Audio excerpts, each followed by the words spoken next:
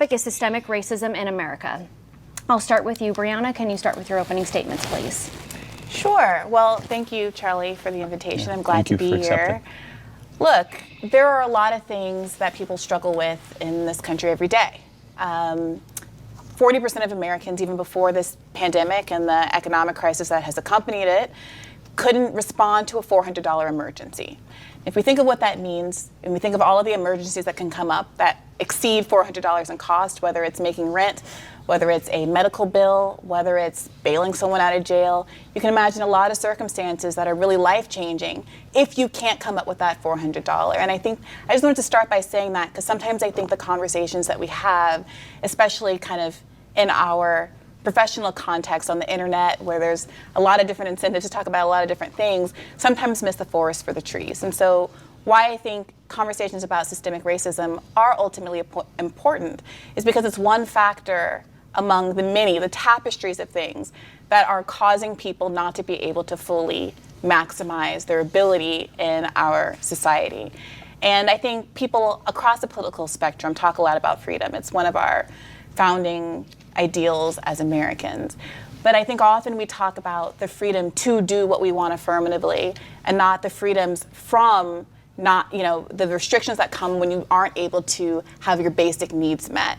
Have your basic housing needs, basic food needs, basic education needs, the things that you need to succeed.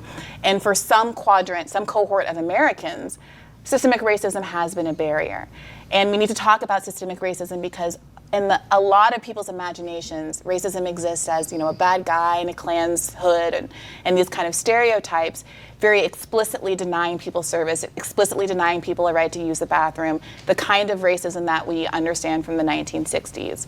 What we understand exists today is the aftershocks of a lot of those systems that were in place, not just interpersonal racism that existed at the time, but also the laws on the books that had real effects in terms of how people were able to grow and aggregate wealth at that time, and which has implications for the generations that have come since.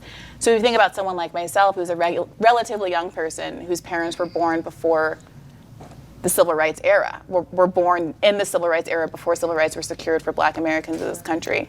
We're not talking about something long, long ago and far, far away.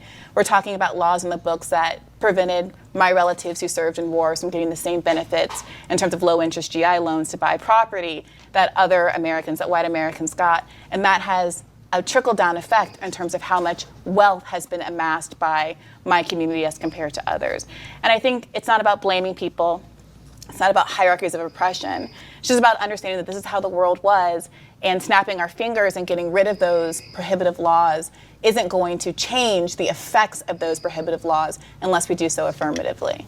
Okay. Thank you, Briahna. Can we move on to Charlie? Yeah, I'll make it short. I don't think systemic racism exists, so the burden of proof's on you.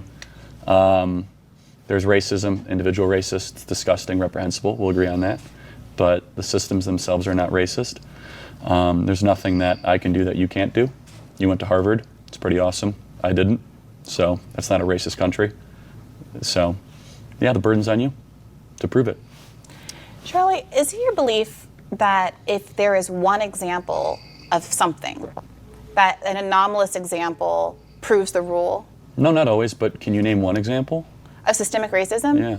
So what did you think about the example I brought up in my opening remarks? The example of housing discrimination and redlining. Like redlining? Yeah. So, with redlining? You know Thomas Sowell's treatise on redlining? I don't. Yeah.